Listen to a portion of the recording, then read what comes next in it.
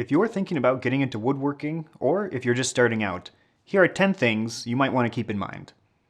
First of all, you don't need a huge shop. My first 24 videos were made right here. I made tons of small projects next to the front door of my apartment, at first literally on my hands and knees on the floor. Not recommended. And later on that 2x4-foot work table. So unless you're planning on your first build being a 20-foot long banquet table, you can probably find a way to utilize whatever space you have. If you truly don't have room for it, maybe you know someone with a shop who might let you use it. Or look up maker spaces in your area. These are creative places that are pretty widespread nowadays. They usually have a variety of shops and equipment for woodworking, metalworking, pottery, 3D printing, all sorts of stuff. You'd be amazed at what you can make with just a handsaw, a chisel, and a drill. These are some of the things I made early on in my apartment with those 3 tools. And a big pile of sandpaper.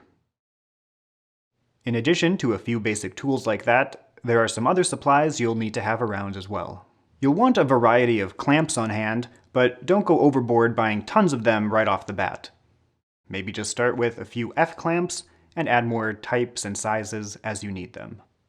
You're going to need to measure and mark things. I have all sorts of rulers and tape measurers laying around here. Combination squares and machinist squares will always be useful for marking lines and for checking wood or tools for squareness. When you assemble wood parts, most of the time it will be with glue. Specifically, wood glue. When used properly, it'll end up being stronger than the wood itself. When non-wood materials are in the mix, I'll use some sort of 2-part epoxy or something like E6000. CA glue or super glue can be used for quickly joining small parts or for temporarily holding templates and guides in place. Get sandpaper in coarse, medium, and fine grits. 80, 120, 180, 220 should cover pretty much all of your sanding needs. I'm going to tell you right now, don't buy the cheapest stuff you can find. You will be amazed at how much your life improves when you start using high-quality sandpaper. The tools and supplies I just mentioned can be bought new for not much money, but you can also find great affordable tools at garage sales or estate sales, or online like eBay or Facebook Marketplace. Speaking of which, buy tools slowly. Don't go out and buy tools just for the sake of buying tools. Sure, it's fun and something might come in handy down the road, but more often than not, if you don't have an immediate or recurring need for something, it's just going to sit around unused. Wait until you really need a tool and then get it. Or maybe rent it if you only need it once. As an example, the first big power tool I got was this drill press, because I found a bunch of my projects needed lots of straight, consistent holes, and drilling by hand just wasn't good enough. So I got this, which was about $100 new. And I still use it all the time, for almost every project I make. But you might not have any need for a drill press. As you create more and more things, you'll see what processes are essential to what you make and your workflow, and where those processes could be improved with different tools. And you don't need to get the most top-of-the-line tools you can find. With the benefit of the internet, you can research anything and find reviews before you buy. Very often, the inexpensive tools work just as well as the expensive ones for the average woodworker. So now you have a workspace, some tools. Looks like we're ready to go. Whoa, whoa, whoa! Let's not forget the most important thing. Whatever it is you're doing, put safety at the center of every operation from day one. Compared to power tools, hand tools might seem harmless enough, but remember that they are designed to easily cut through wood, and your skin and muscle is a lot softer than that. If you're using power tools, they offer efficiency, accuracy, and consistency, but can be highly dangerous if used improperly. It's your responsibility to read up on your tools and ensure you know how to use and maintain them, and just as importantly, how not to use them. Shop safety deserves its own series of videos, but the cornerstone is protect your eyes, ears, and lungs. There is never a reason not to. That means wear safety glasses, goggles, or a full face shield. You need something for your eyes if you're using power tools. Squinting and pulling your neck back does not count.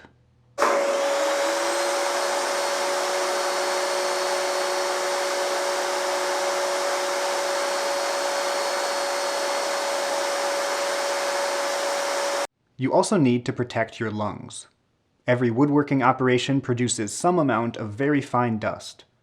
Regular exposure to this can cause nose and throat irritation or breathing problems, and long-term, possibly lung cancer. Get a mask or respirator that is, at minimum, rated N95. Masks like this have the benefit of being cheap and compact, and they're better than nothing. But a respirator with replaceable cartridges offers a tight seal around your face and will do a much better job. For spraying or applying finishes, make sure what you're wearing is rated for organic vapors. An N95 mask will not protect you from the toxic fumes found in paints, finishes, and solvents. Lastly, have a first aid kit easily accessible. I have a box with band-aids for small nicks and cuts, as well as large bandages and gauze, just in case things get really bloody.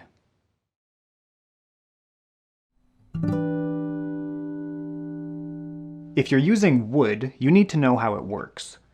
Wood moves with changes in humidity.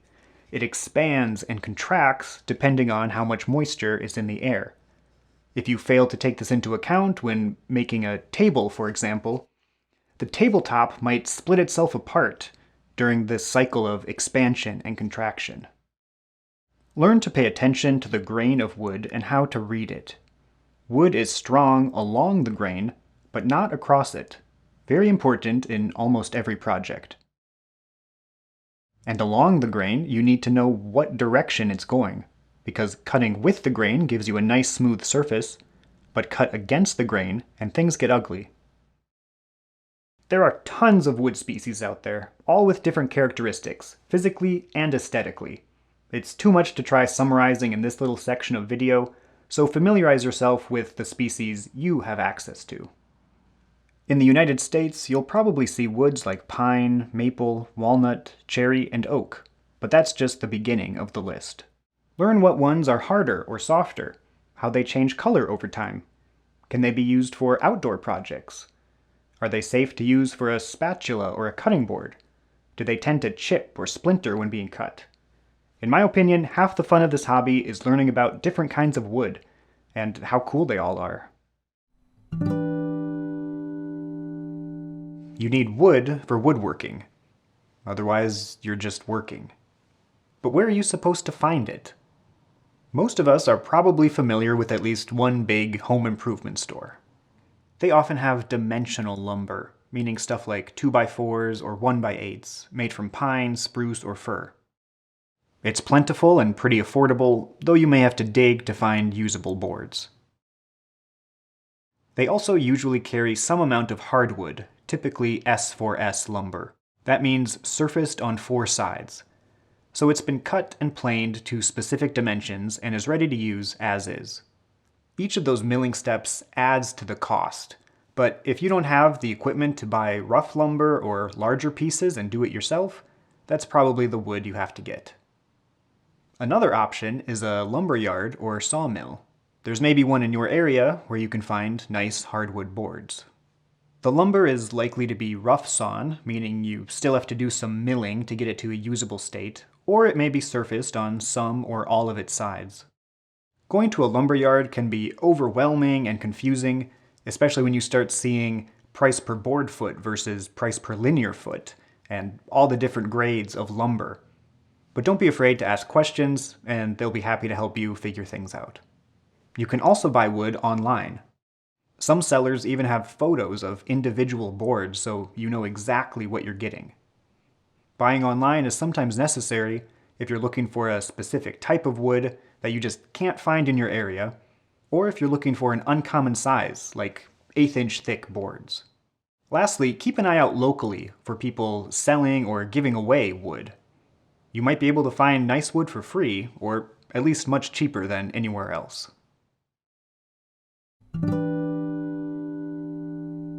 When you watch woodworking videos on YouTube, hours and days have been edited down to a neat and tidy 10 minutes. Sequences are played back at high speed. A piece of furniture appears to be fully sanded in just a few seconds, and mistakes are often non-existent. But that doesn't reflect the reality of woodworking. There's a lot of repetitive stuff that goes into even the simplest of projects. Take as long as you need on each step to do it right and do it well. And remember that some steps just take time, and there's no way around it. Things like sanding and finishing can be tedious tasks, but don't rush through them. This is what makes or breaks a project. From time to time, there will be frustration and tense emotions. Take a break and come back later. There's a solution for everything. Making something is always better than making nothing. It doesn't matter if you're using hand planes or lasers. Working with wood in any way is a craft that requires a variety of technical skills, as well as creativity and artistry. Everyone makes different things for different reasons. As long as you're being safe, use whatever tools, materials, and techniques you want to. There are plenty of gatekeepers out there who will try to foist upon the public their view of what is or isn't true woodworking, which, strangely enough, always seems to match up exactly with what they themselves like to do and have done their entire lives. Don't waste your time listening to them, and don't be one of them.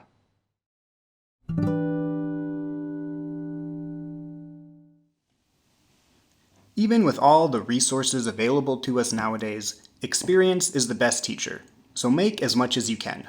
Familiarize yourself with your tools, different woods, and how they all work together. Getting a real feel for all that is something that only comes from hands-on experience. Try different things. Make a spatula, then turn around and make a bookshelf. Not everything will come out the way you want, but the more you make, the more you'll develop your techniques and methods, as well as your personal style.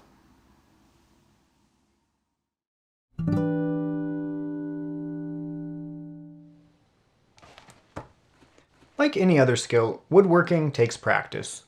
No matter what, you'll always make mistakes, big and small, in pretty much every project. The vast majority of these can be fixed or concealed in some way, and 99% of people who see it will never know or care. So don't bother pointing out mistakes when you share your work. As you go, there's always something new to learn or improve.